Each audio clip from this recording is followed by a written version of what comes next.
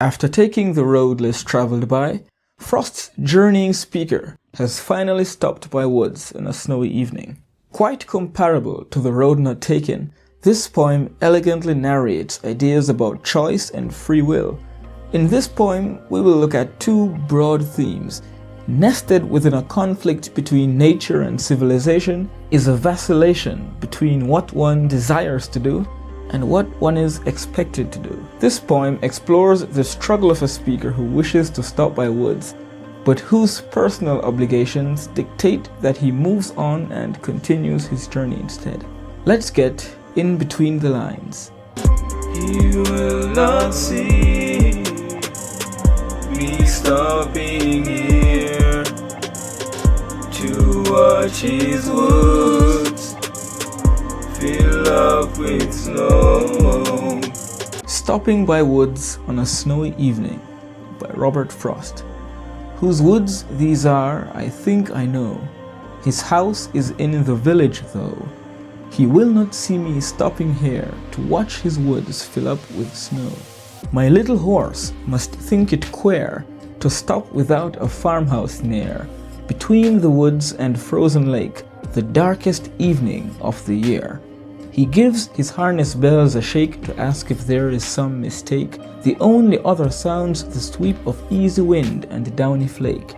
The woods are lovely, dark and deep, but I have promises to keep, and miles to go before I sleep, and miles to go before I sleep. We will return to the title a little later on. For now, let's break down line 1. The doubt and uncertainty begins immediately. We have our speaker not in but by the woods, and he thinks he knows who the owner of the woods is. I think I know is on the surface oxymoronic, as we see the uncertainty in I think but the certainty in I know. This line is important as it sets the precedence for a few themes. One of these themes that we will continue to see is that of managing, taming, and even owning nature. Note that this isn't a plot of land or a farm or an orchard. We're talking about what might be an entire forest. Yet the speaker speaks of it being owned by someone. So the speaker's very first observation about the woods is related to its ownership. The tensions between nature and civilization, or nature and man, or nature and society begins right here. What does it even mean to own the woods? As the speaker expresses that he is unsure of who the owner is, we can reflect on our own uncertainty of what ownership means. We will soon see in the rest of the stanza that even though someone owns the woods, they have no real control or even awareness of what is happening there. It is hinted that our ownership of nature is a self-imposed fallacy, a delusion through which we can believe that we can control, tame, and subdue nature. There is some clever sound play in line 1, as alliteration, consonants, and assonance are used to create imagery as well as to highlight the juxtaposition. So the speaker's in the woods, and his first concern is who owns it, meaning he's looking at the woods as an element of society, not as an independent, self-governing entity. Yet the sound devices in the line clearly demonstrate the natural life and energy of the woods, as if stating that it does not need to be owned or maintained by man, as it is alive by its own power. The W sound is alliterated, and the OO sound is assonated. The wind is the invisible force, a sort of lifeblood that courses through nature, uncontrolled and independent of man. The alliterated th sounds and consonanted th sound echo the sound of the wind rushing through the trees. So in a nutshell, line 1 establishes tension between man and nature, as well as between certainty and doubt. In line 2, we get a little more information about the owner of these woods. His house is in the village. Also, we see the setting is further clarified. There's a village probably nearby. And while there is a philosophical tension between man and nature, there's also a physical juxtaposition of man and nature. In line 3, our speaker feels safe knowing that the owner of the land on which he is now trespassing will not see him. Not only might the owner be in the village and therefore not in the woods to see who might be trespassing, but also the woods may be so vast that surveying it on a whole might just be impossible. Going down to line 4, We see why the speaker is tempted to stop by the woods. He wishes to see the scenic display of nature as the snow piles up. His woods in line 4 could be a little sarcastic, as the speaker mocks the ownership the villager has of the woods. What is the point of owning the woods if someone can go there as easily as they can traverse a public road? More importantly, if you can't know who is there or control what is happening there, do you really own the woods? This ties back into the delusion we discussed earlier, of man telling himself that he is in control of nature. In lines 3 and 4, the speaker is sure that the owner of the woods won't see him stopping there. He's on a journey that should take him not through, but by the woods. But he's tempted to stop by. We see now a conflict between two decisions, which is the main conflict of the poem: to stop or not to stop. We see stopping in line 3, but the enjambment of the line opposes that stopping and highlights the conflict. Jumping down to stanza 2, lines 5 and 6 introduce a third character. We have the speaker and the absent landowner, and now we have the speaker's companion, a horse. We see a possible personification as the horse is given the human quality of thinking that something is queer or strange. I say this is a possible personification because finding something queer isn't strictly a human quality.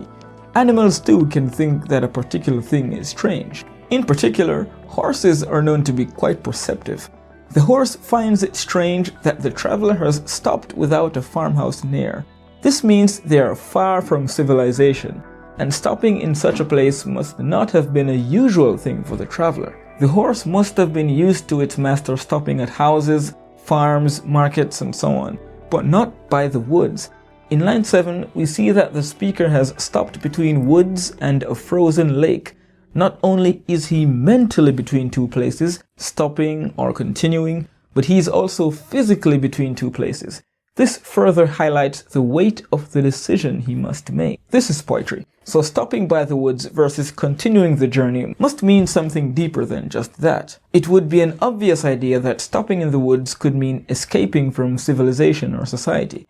It might mean shirking one's responsibility in order to do what they truly desire. Stopping in the woods is a respite from the tiring journey. While the woods can be seen as a respite, it is also a threatening, ominous place. Take note of the imagery we have seen so far. The woods are depicted as cold in lines 4 and 7, desolate in line 6, and in line 8, dark. Even though the speaker is tempted to stop there, it doesn't seem as if the woods are very welcoming. It is cold, so cold that a lake has frozen nearby. It is lonely, and so there will be no one to rescue him if he gets into trouble. And now it is also dark. Particularly, it is the darkest evening of the year. You know what else is cold, dark, and lonely? Death. Let us take a few steps back and follow a different path. What if these cold, dark woods that the speaker is tempted to stop by is actually death? The journey of life has become exhausting, and he's tempted to stop by the woods instead of pressing on. This would make the poem about suicide. Who then would be the owner of the woods, who would not see the speaker stopping by? Well, who is the owner of death? If we follow this suicidal interpretation, then the landowner might be God. All along we can feel that entering the woods is sort of forbidden. The images of darkness, coldness, and solitude, as well as this feeling of going out of bounds, do support the reading of the woods being death and stopping by the woods being suicide. The speaker might believe that God's eyes are stayed on his house in the village, and so he will not pay attention to anyone who steps into the woods. God's house, of course, could be the church, and with this reading, God forsakes those who take their own lives. There is no forgiveness for a sin that ends life before forgiveness can be asked for. In line 8, we see that this is the darkest day of the year, quite ominous. If we are sticking with the suicide reading, this might mean that this is the darkest time of the speaker's life. He's at his lowest point, and the depression is pushing him over the edge, or in this case, into the woods.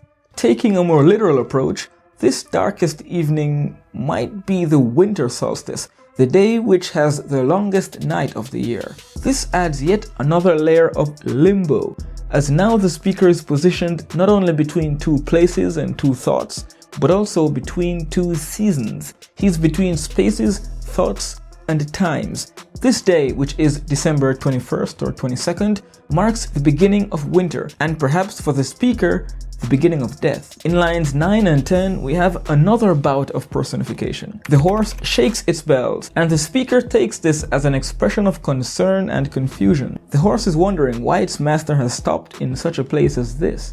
How queer that it is the horse that is expressing concern and not the man. This animal, which one could imagine would feel more at home in the woods, is wondering why the hell the speaker has stopped here.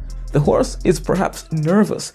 Its master is behaving uncharacteristically, and now the animal must be the sensible one. Whether or not the poem is about suicide specifically, or more generally about obligation versus desire, the horse might symbolize the traveler's conscience or sense of logic, that inner voice that always prompts us into the right direction. There's immense consonance in these two lines. The hushing s and sh sounds might mildly mimic the hushed tinkling sound of the harness bells. However, there are other possibilities.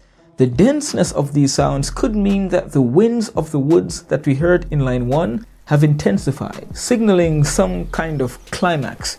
We will see in the next two lines that indeed wind is mentioned again. Another possible intention of this sibilant consonance might be a subtle hint at biblical allusion. As the horse rings its bells to get the speaker to snap back to his senses, the hissing sound could be the opposing force, the slithering snake that tempted Eve in Eden, and also the darkness that is calling the speaker into the woods. In lines 11 and 12, the wind of the woods is explicitly mentioned, and we have more sounds, providing that sonic windy imagery. The only other sounds the sweep of easy wind and the downy flake. Here we see that besides the ringing of the horse's bell, the only sound in the woods is that of the wind. In these two lines, we see a shift in tone and perspective. Earlier, the woods were described as an ominous place. Now, perhaps as the speaker draws nearer and nearer to it, and maybe even deeper and deeper into it, he sees the woods as a more inviting place. The wind is described as easy, and the snowflakes are downy. The wind is tranquil and peaceful, while the snowflakes have become a cozy blanket. The speaker is lulled into the strange comfort of the woods, and it would seem that he is leaning toward deciding to stay there. The lulling comfort makes the woods, which once seemed cold and desolate, seem like a nice place to take a rest, to fall asleep even. Between lines 11 and 12, we see sweep of easy wind. Even though the winds of the woods are now seen as peaceful, they are still very powerful.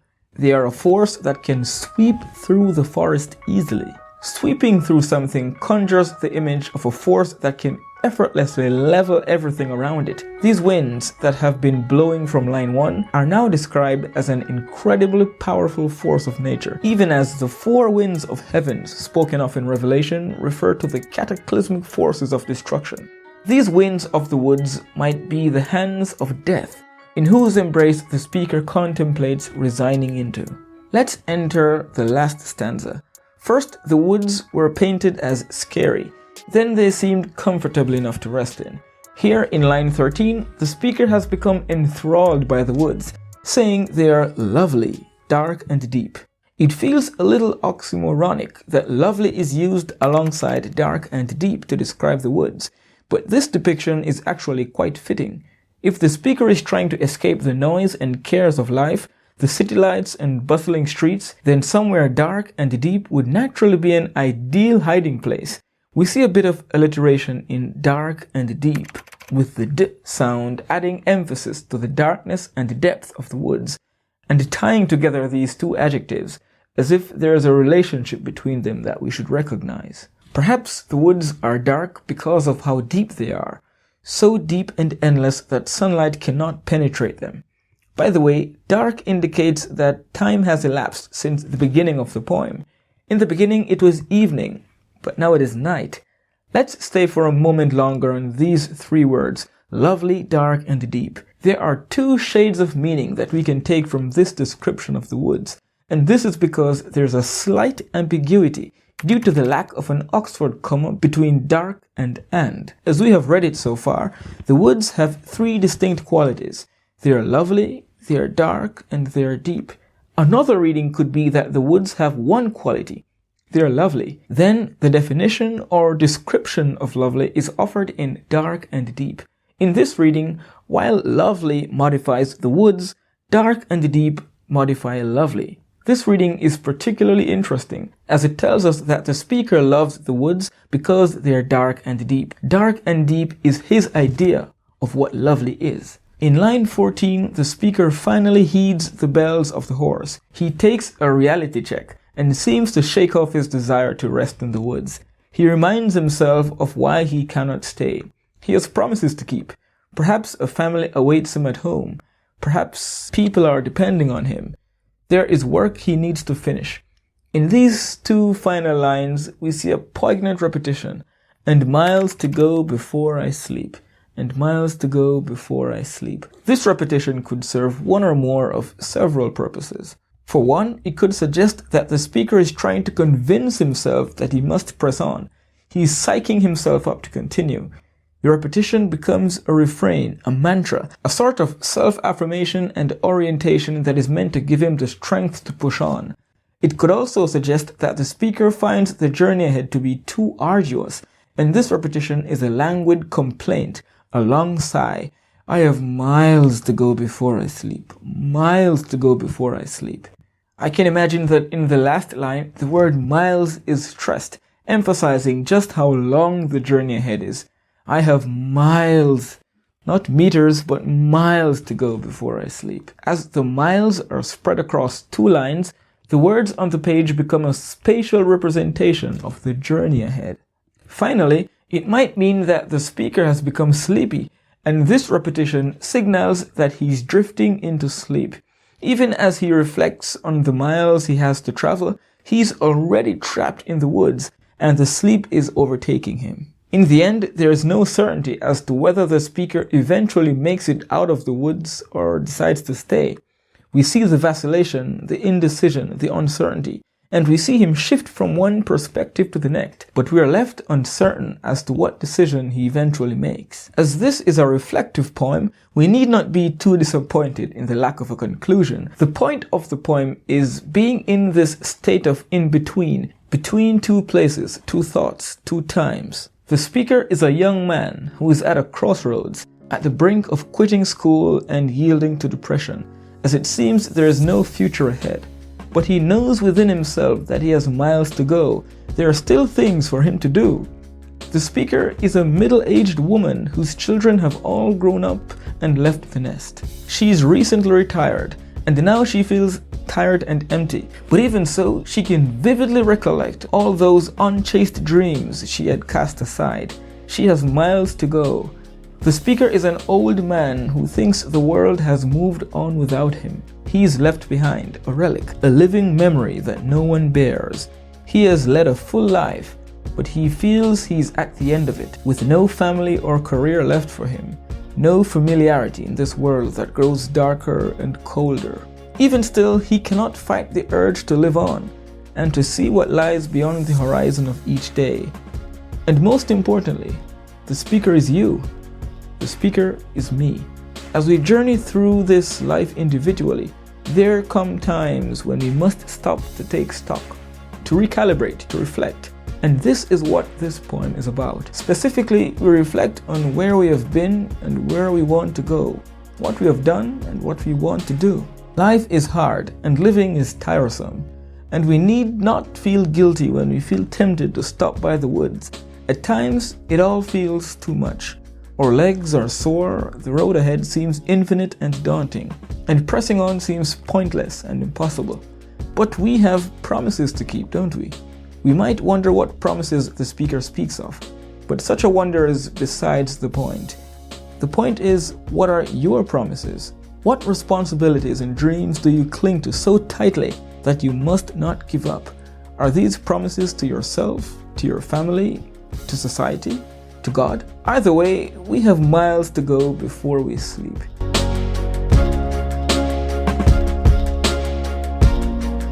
Now, let's take a look at the poem's form. The lineation and meter are deceptively simple. As we look a little deeper, what will unfold from this poem is a structure of precision and finesse, one that exquisitely expresses the explorations of the poem. Immediately we see 4 quatrains making for 16 lines. The poem perfectly adheres to the iambic tetrameter, giving us a beat of ta-dum, ta-dum, ta-dum, ta-dum. Listen.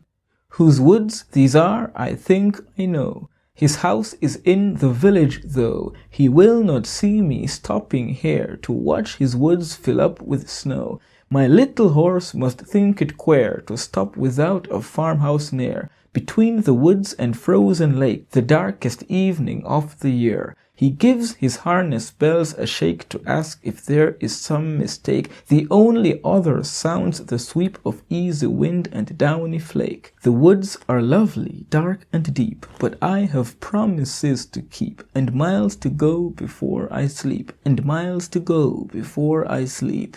We can speculate as to why this form was chosen. Besides the iambic tetrameter being very easy to read, providing a smooth and quick musical flow, it does bring to mind the feeling of journeying, progressing. We get a little deeper into this in the lesson on meter. The poem feels quite a bit like a nursery rhyme. It is rhythmic and compact, but packed with deep meaning. We even hear the steady trotting of the horse in this meter. Takata, takata, takata, takata. We also see a contrast between form and feeling. The meter is tight, steady, and simple. It is precise, perfect, certain. On the other hand, the speaker, for the duration of the poem, is stuck in the middle. He's uncertain, and we, the readers, are uncertain as to what decision he makes. The rhyme scheme of the poem is interesting, as we see AABA, BBCB, CCDC, DDDD. Each stanza has a dominant rhyme, which we see at the end of the first, second, and fourth lines. But on the third line, we see a different rhyme that actually foreshadows what will be the dominant line for the next stanza. This is called a chain rhyme. Specifically, this poem is written in rubaiyat stanza form. This form works with tetrameters and pentameters. In this case, we have the tetrameter. Why would Frost use this pattern? Let's speculate. This interlocking, connective structure makes the poem thicker in a sense, much as the woods are thick. In the woods, you might see many of the same things, such as trees, birds, or snow. There are lots of trees, lots of birds, and there is lots of snow. Nature is good at providing many of one thing. This makes it easy to get accustomed to nature, as things quickly grow familiar. In the same light, rhyming sounds of the poem are made familiar to us because each new sound is introduced before it dominates. We progress step by step, hardly noticing when we have changed to a new primary sound. This transitory feeling does relate to the speaker's feelings. He is slowly pulled into the woods, and as we go from first to third stanza, we see that the woods become more and more familiar, more and more comfortable to him. It is as if the decision to stop by the woods isn't made in a moment, but over a long time. We get the sense of steady progression and journeying until we get to the last stanza, where we have no new sound to introduce, since there are no succeeding stanzas. Let us zoom in on the rhyme scheme of the last stanza in relation to the rhyme scheme of the rest of the poem. We see where the chain rhyming comes to an end. A glance at this might indicate that our speaker has made a decision, or has come to the end of his journey. However, that is not supported by the rest of the poem's content. It would be easier to defend the supposition that the uninterrupted D rhymes at the end serve as a kind of macro ellipsis. They indicate on this finite page, in this finite poem, that the journey or uncertainty goes on indefinitely. Let's look at how each stanza functions in the poem, and how they build a narrative framework in which we experience both action and reflection. In stanza 1, we see some action. As the speaker approaches the woods, a number of verbs are used, making this a highly active stanza. In line 1, we see think and know. Skipping over the auxiliary verbs, we see see and stopping in line 3. In line 4, we have watch and fill up. The stanza's focus is not on reflecting, but on doing.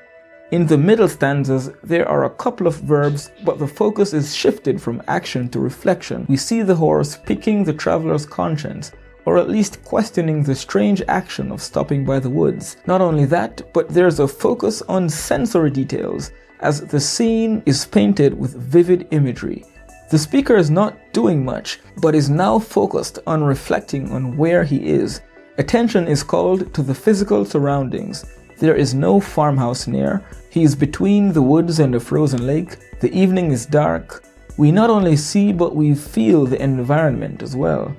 There is plush snow beneath our feet, and since the nearby lake is frozen, we know it is frigid. There's also the gushing of chilly wind against our skin. There's auditory imagery as well. Earlier we spoke of the consonance that echoes the sound of wind, as well as the sound of the horse's bell. In stanza 4, it can be argued that there is the action of the speaker leaving the woods, but as we have pointed out, there is no clear evidence that he actually does that. Still, there are some action words to keep in mind here. In the second line, the speaker mentions the promises he must keep. He also twice mentions the miles he must cover, and finally the sleep he can enjoy after the journey is done. Zooming out on the poem on a whole, we can see that the first and last stanzas are active, while the middle stanzas are reflective. This might suggest that reflection is a fundamental aspect of action. There is no action without reflection. The stanzaic outline could also suggest that while it is okay to pause and reflect, we must eventually get out of that state of reflection and back into the state of action. We cannot reflect forever. We cannot stay in the woods. We may stop by, but the longer we stay, the more dangerous it gets, and the more likely it is that we will fall asleep. Stopping by the woods isn't the ultimate danger. Such is simply a gateway to the real peril, which is sleeping in the woods. While asleep, we lie defenseless and ultimately will fall victim to the elements of nature. Finally, let us look at how the words are arranged on the page, rhyme and meter aside. Let's start with the title.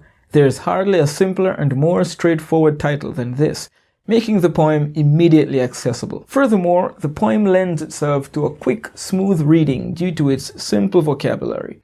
Besides perhaps queer and downy, all of the words in this poem are quite elementary. It's also notable that most of the poem's words are monosyllabic. For instance, there are only 2 words in stanza 1 with more than 1 syllable, village and stopping. So we have short, simple words coupled with a tight, predictable rhyme scheme. There are several possible reasons why this poem was written with such precision and simplicity. It is possible that the seeming simplicity is meant to contrast with the complexity and depth of the subject matter. We are dealing with choice, uncertainty, nature versus man, rest versus movement, and possibly life versus death. The simplicity of the words could serve to lull us into approaching the poem carelessly, underestimating the astuteness and depth within. Also, the poem's simple directness might be a way of making such a heavy topic more accessible, more approachable, less esoteric. In a sense, however, keeping the words short and simple does add a sense of laconic profundity to the poem. What about punctuation? We don't see much. The poem flows easily since there are no pesky hyphens or abrupt pauses. We also realize that the first and last stanzas have significantly more end stops than the middle stanzas. In line 1, all but one line is end stopped, and that one line that isn't end stopped might have well as been, as it holds a complete thought by itself. In stanza 4, all lines are end stopped. In comparison, the middle stanzas have a mere 3 end stops across 8 lines. Why?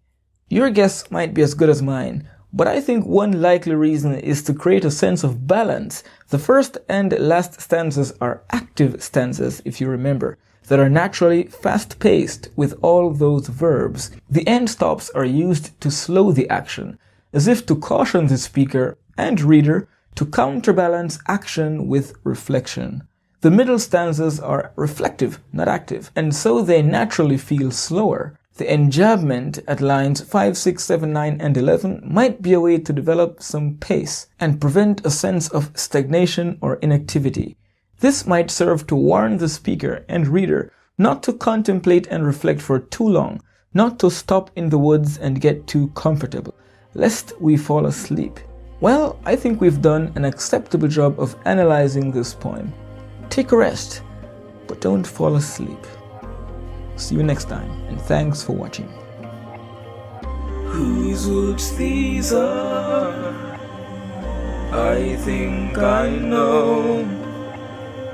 His house is in the village, though he will not see me stopping here to watch his woods fill up with snow.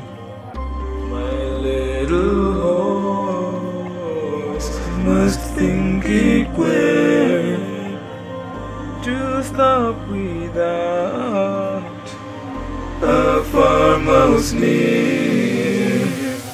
Between the woods and frozen lake, the darkest evening of the year, he gives his heart and his spells a shake to ask if there is some mistake.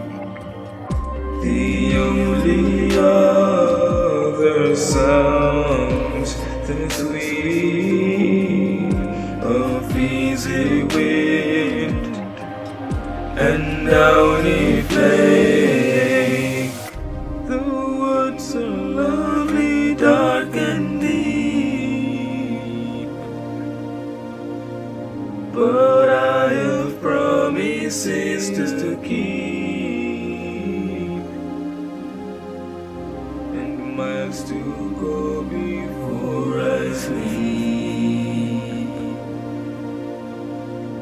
and miles to go before I sleep.